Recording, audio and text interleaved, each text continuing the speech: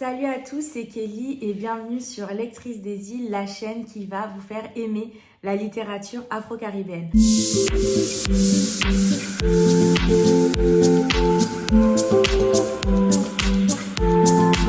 Donc comme je l'ai dit dans la vidéo de présentation, ici on va parler de littérature africaine, afrodescendante et antillaise. On va commencer notre tout premier voyage littéraire dans la Caraïbe puisque je vais vous présenter 5 classiques de la littérature antillaise. Quand on parle de classiques, on pense souvent à des noms tels que Guy de Maupassant, Émile Zola, George Orwell ou bien d'autres grands noms de la littérature encore. Et j'avais envie de vous montrer qu'il existe également de grands classiques au sein de la littérature antillaise, bien que ce soit une littérature qui soit beaucoup moins connue, parce que c'est toujours, comme je l'expliquais dans ma vidéo de présentation, une littérature qui est un peu considérée comme une littérature de niche, mais qu'il est important de promouvoir, puisque je vous assure qu'il y a de sacrées pépites. Je me suis interrogée sur la notion de classique. Qu'est-ce qu'un classique ? Qu'est-ce qu'on considère comme une œuvre classique ? Donc j'ai trouvé de nombreuses définitions, parmi lesquelles une définition qui était proposée dans un article sur le site de France Culture, qui expliquait qu'en réalité, un classique, c'est un livre qu'on va redécouvrir sans cesse, ou alors un livre qui nous résiste car il se tient sans nous. En réalité, un classique, c'est un livre qui résiste à l'épreuve du temps. Un livre qui porte un message universel dans lequel de nombreuses personnes vont pouvoir se retrouver, notamment la littérature classique d'un pays participe au patrimoine culturel du pays en question. Donc c'est pour ça que c'est très important au sein d'un peuple de reconnaître qu'il existe des classiques puisqu'il va être un élément de constitution du patrimoine culturel de ce peuple. C'est aussi, pour reprendre le titre du livre de Mathieu Gama, dont je ne manquerai pas de parler sur cette chaîne, c'est aussi ce qui nous permet de faire peuple. Donc c'est important pour les Antillais de connaître leurs classiques. Ça leur permet de connaître leur histoire et de faire connaître leur histoire au monde. Et les livres dont je vais vous parler aujourd'hui portent en eux certes l'histoire des Antilles, mais également véhiculent des valeurs et des messages universels qui peuvent toucher tout le monde. J'ai donc choisi 5 livres qui sont considérés comme des classiques de la littérature antillaise et j'ai choisi 5 livres assez différents. Comme ça, il y en a pour tous les goûts. Donc, je vais vous parler de romans, d'un essai, un recueil de poésie et j'ai essayé de choisir des auteurs et des histoires qui se passaient sur différentes îles. Donc, je commence par vous emmener dans la Martinique des années 30 avec La rue Cazenègre de Joseph Zobel. Donc, dans ce livre, l'auteur va nous dépeindre la société martiniquaise post-esclavagiste à travers le regard d'un petit garçon. On va suivre l'histoire de José, un petit garçon qui vit avec sa grand-mère, rue Cazenègre. Sa grand-mère travaille dans une plantation. On voit vraiment une continuité avec l'esclavage dans ce roman puisque on voit que les anciens esclaves ou les descendants, les enfants, petits-enfants d'anciens esclaves continuent de travailler dans les plantations et continuent de vivre dans ce qu'on appelle les rues Cazenègre. En fait, c'est à proximité des plantations, des endroits où on va avoir plusieurs cases qui étaient les cases avant d'esclaves et qui vont être les cases, les habitations des ouvriers, donc qui vivent à proximité de la plantation sur laquelle ils travaillent. Ce qui est très intéressant dans ce livre, c'est qu'on a le récit à travers les yeux d'un enfant, donc c'est au début une vision très enfantine où le petit José ne se rend pas compte de la dureté, de la difficulté du quotidien vécu par sa grand-mère puisque lui, il vit dans une relative innocence. Sa grand-mère Mantine, elle veut tout faire pour donner à José la possibilité de s'en sortir, de vivre une vie meilleure, notamment en allant à l'école. Donc on va avoir ce parcours un peu initiatique de José qui va passer de l'innocence de l'enfance et qui va grandir au fur et à mesure et qui va réaliser, se rendre compte des inégalités subies par notamment sa grand-mère et les siens. C'est très précieux, c'est un témoignage des conditions de vie des populations post-esclavagistes. Et donc on a notamment toutes les injustices qui y sont décrites, le fait que les gens parfois étaient très mal payés, voire pas du tout, la misère dans laquelle ils vivaient et comment ils tentaient de s'en sortir. On a également des personnages qui symbolisent un peu le lien avec la terre perdue d'Afrique. Et c'est vraiment un livre qu'on étudie souvent à l'école. Il permet de comprendre concrètement les conséquences aussi de l'esclavage et de montrer que même s'il y a eu l'abolition de l'esclavage, les conditions de vie des populations ne se sont pas améliorées d'un coup. Et c'est-à-dire que c'est pas parce que l'esclavage a été aboli que les gens ne vivaient pas dans une certaine misère, dans une certaine pauvreté. Et au final, à travers le système de la colonisation, on a un néo-esclavage un peu qui a quand même perduré de longues années, et notamment dans les années 30. Il faut savoir que ce livre a également été adapté en film. Je n'ai pas encore vu le film, mais c'est vraiment un des objectifs de cette année, de voir enfin le film La Rue Cazeneuve. D'autant plus que la réalisatrice Eusanne Palcy est la première femme noire à avoir reçu un César. Elle a également reçu un Oscar d'honneur en novembre dernier et ça lui a été remis par Viola Davis. Donc c'est quand même pas n'importe quelle œuvre. Donc je vous invite à la lire. L'écriture évidemment est très belle. Donc n'hésitez pas, si vous voulez débuter dans les classiques antillais, il se lit très facilement et vous donnera un bon aperçu de l'histoire antillaise et d'une manière assez entre guillemets douce, puisqu'on a quand même le regard d'un enfant, ce qui permet, même si la cruauté reste, mais c'est beaucoup plus simple à lire que d'autres récits qui vont être beaucoup plus crus. Maintenant, on va se rendre à la Barbade, mais également aux États-Unis, avec une autrice guadeloupéenne. Donc, je vais parler de Moi Tituba, sorcière de Maryse Condé. Donc, ceux qui me suivent sur Instagram savent que je parle assez souvent de ce livre puisque c'est tout simplement mon livre préféré. C'est un de mes livres préférés parce qu'en réalité, j'ai trop de livres préférés pour dire ça. Mais c'est vraiment un de mes livres préférés. Donc pour le résumer, on va suivre l'histoire de Tituba. C'est une esclave. Elle grandit sur une plantation à la Barbade. Lorsque sa mère va être tuée pour des raisons que je vous laisserai découvrir dans le livre, elle va se retrouver seule et quitter la plantation et être élevée par une vieille dame, Manyaya, qui vit un peu en ermite dans la forêt. Et cette vieille dame va lui enseigner le pouvoir de communiquer avec les esprits, va lui enseigner énormément de savoir à propos des plantes, etc. Donc, elle va vivre avec cette vieille dame. Quand cette vieille dame va décéder, elle va continuer à vivre tranquillement dans sa petite forêt jusqu'au jour où elle va rencontrer d'autres esclaves. Et elle va rencontrer notamment John Indien. Donc, évidemment, qui dit homme dit problème, voilà, les problèmes vont commencer. Les problèmes! Après plusieurs péripéties, pareil que je vous laisserai découvrir dans le roman, elle va se retrouver aux États-Unis, dans le village de Salem, au service du révérend Samuel Parris. Salem est réputé parce qu'il y a eu un énorme procès qui a abouti à la condamnation de nombreuses femmes qui ont été accusées de sorcellerie. En fait, dans ce village, il s'est passé des choses très étrange. D'ailleurs, dans le livre, vous avez des véritables extraits de procès-verbaux qui montrent des véritables témoignages de ce qui se passait dans ce village. Et franchement, ce village, il se passait des choses vraiment très bizarres. Quand même, on va pas se mentir, il se passait des trucs très bizarres dans ce village. Oh my God, what is that? Oh my God, what is that?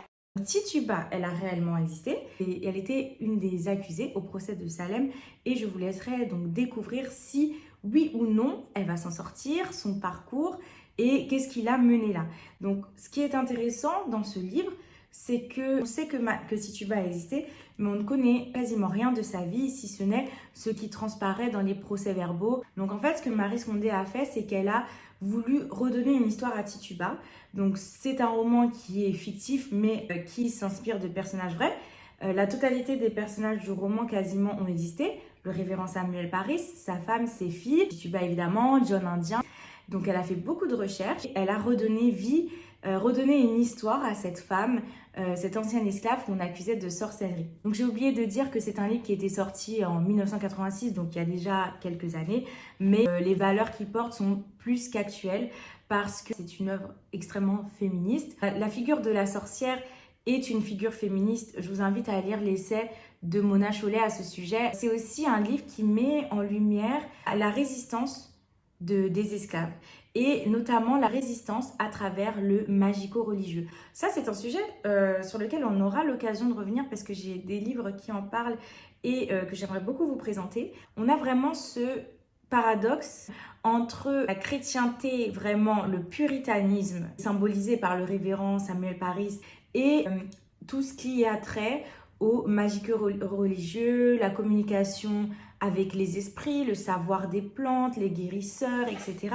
Ce qu'on nous présente comme étant de la sorcellerie, comme étant quelque chose de mal et comme étant au final l'œuvre du diable, on se rend compte à quel point au contraire ils sont dans une démarche de lumière, dans une démarche d'aider les autres. Et à l'inverse, on a le puritanisme qui voit le mal partout, qui est obsédé en fait par le mal. Et les personnes qui sont si obsédées par le mal sont celles au final qui font le plus de mal aux autres. Donc c'est assez intéressant comme paradoxe, c'est assez intéressant comment c'est mis en lumière dans le roman. Je vous conseille, si vous voulez découvrir la beauté de la plume de Maryse Condé, de commencer par Moi Tituba sorcière. On aura l'occasion de reparler de Maryse Condé de toute façon sur cette chaîne. D'ailleurs, Déborah du compte Daily Debbie a fait un podcast sur ce livre, donc je vous mettrai le lien en barre d'infos. Et si vous voulez en savoir plus, si vous voulez avoir des avis de lecteurs sur ce livre, je vous invite à écouter son podcast. Mais en tout cas, n'attendez pas pour lire ce livre. Donc maintenant, direction Haïti avec Gouverneur de la Rosée de Jacques Roumain et qui est sorti en 1944. Donc la première histoire dont je vous ai parlé, c'était une histoire un peu plus enfantine. La deuxième, c'était un roman plus adulte.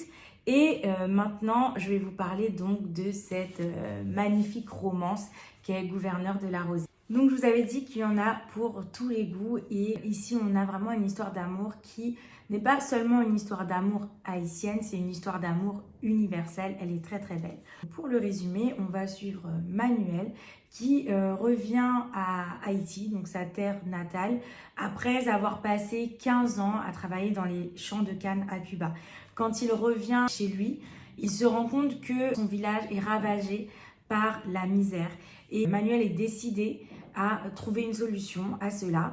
Il décide de partir à la quête de l'eau, de trouver l'eau, parce qu'il dit que quand le village sera irrigué, ce sera la solution à tous les problèmes des habitants. Dans sa quête de l'eau, il va être accompagné par Anaïs, une jeune femme de son village dont il va tomber éperdument amoureux. Donc là, on a tous les ingrédients d'une bonne romance.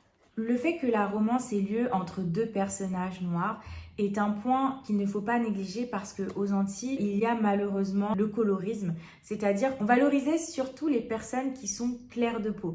Et maintenant, évidemment, les choses sont en train d'évoluer et de changer, mais la clarté de la peau était considérée comme gage de beauté et de supériorité. Et ici, au contraire, on a vraiment cet amour et cette magnifique description des personnages, de personnages qui sont noirs et qui sont foncés de peau. Et tout ça en 1944, donc vraiment, on peut saluer l'auteur. Un autre point intéressant du roman, c'est qu'il met en scène de nombreuses cérémonies vaudou. Petite parenthèse, donc le vaudou est une religion. Il y a une véritable diabolisation du vaudou, mais le vaudou est une religion avant tout, une religion qui vient directement d'Afrique. Et à Haïti, cette religion a été conservée donc par une partie des habitants. Et donc, il y a de très belles représentations de cette culture et de cette religion à travers le roman. Maintenant, on va aller faire un petit tour dans plusieurs îles. Et c'est un auteur martiniquais. Donc là, on va parler d'un livre qui va fâcher des gens. C'est un livre que certains Antillais détestent. Vraiment, je ne vous le cache pas. Mais il n'en reste pas moins un classique et il s'agit de Peau noire, masque blanc. On va parler maintenant d'un essai écrit par un psychanalyste. Donc là, je vous avais dit, il y en a pour tous les goûts. Là, on sort du registre du roman, on sort de la fiction. On va aller psychanalyser un peu les Antillais. Donc dans son essai, il va analyser les conséquences de la domination d'un peuple sur un autre et ce que ça a entraîné pour les peuples qui en ont été victimes et notamment toute la question autour de l'aliénation. Cette aliénation va se manifester de plusieurs manières. Donc il va y avoir le colorisme dont on a parlé précédemment et la volonté un peu de se blanchir et d'avoir une certaine approbation par les peuples qui les ont dominés. Il va analyser les différents comportements, que ce soit le mépris, le paternalisme ou autres, qui ont arraché en fait ces personnes, en plus de les avoir arrachées à leur terre d'origine, on les a également arrachées et privées d'une certaine identité pour les fondre dans une identité qui devait être donc l'identité française, une sorte d'identité blanche, et donc d'où le titre Peau noire, masque blanc. Par exemple, le fameux Nos ancêtres les Gaulois qu'on enseignait aux enfants à l'époque, et également le fait de rejeter tout ce qu'il y a en lien avec l'Afrique. Et ça, ce sont des comportements qui tendent à disparaître, mais il faut quand même l'avouer, qui existent encore chez certains Antillais. Je ne comprends pas. I don't understand. I don't understand. Mais dans l'ensemble, son message est très important, notamment il invite à se libérer en fait d'une sorte d'esclavage mental, de ne pas rester enfermé dans une certaine position dans laquelle on a voulu le mettre. Donc n'hésitez pas à le lire si vous voulez comprendre les conséquences concrètes de l'esclavage sur des populations, l'esclavage et de la colonisation sur des populations. C'est un des livres les plus complets que j'ai lus sur le sujet. Enfin, le dernier livre dont je veux vous parler, il s'agit du cahier d'un retour au pays natal d'Aimé Césaire. On va retourner en Martinique, où on avait commencé notre voyage, puisque Aimé Césaire va nous parler de son retour au pays à travers de la poésie. Donc c'est un recueil de poésie. C'est écrit dans un style très lyrique. Il faut le lire plusieurs fois pour saisir toute la profondeur du texte. Ce qui est très intéressant, c'est que c'est un des points de départ de la négritude. Donc c'est là qu'il va exprimer réellement son attachement à ce concept qu'est la négritude. À travers cette poésie, l'auteur veut réveiller en fait les Martiniquais. Il veut réellement affirmer son identité, affirmer qui il est. Il la trouve en affirmant du coup la négritude. Il clame, il crie son amour pour son pays et son désir en fait de réveil de ses semblables. Si vous aimez la poésie, n'hésitez pas à découvrir l'œuvre de Césaire également. Moi, la poésie, c'est pas mon style de prédilection, mais il faut avouer que ce texte est quand même assez puissant, et même s'il faut quand même plusieurs lectures pour bien rentrer dans le texte, pour ceux qui aiment la poésie et qui veulent découvrir la littérature antillaise, je vous encourage fortement à le lire. Voilà, j'espère que cette vidéo vous a plu. Évidemment, il y a beaucoup d'autres classiques de la littérature antillaise. Là, j'ai choisi de vous présenter différents styles pour qu'il y en ait pour tous les goûts. Donc, n'hésitez pas à me dire en commentaire si vous avez déjà lu un de ces livres, ou plusieurs, ou tous, ou quel est le livre que vous souhaiteriez découvrir dans la liste des livres que j'ai présentés. Si vous souhaitez plus de détails sur les livres dont j'ai parlé, je vous mettrai en barre d'infos des liens vers mon blog, puisque j'ai rédigé quelques articles littéraires sur certains d'entre eux. Donc je vous invite à les consulter si vous voulez avoir des extraits, des citations. N'hésitez pas à vous abonner à la chaîne et on se revoit très bientôt pour un prochain voyage littéraire.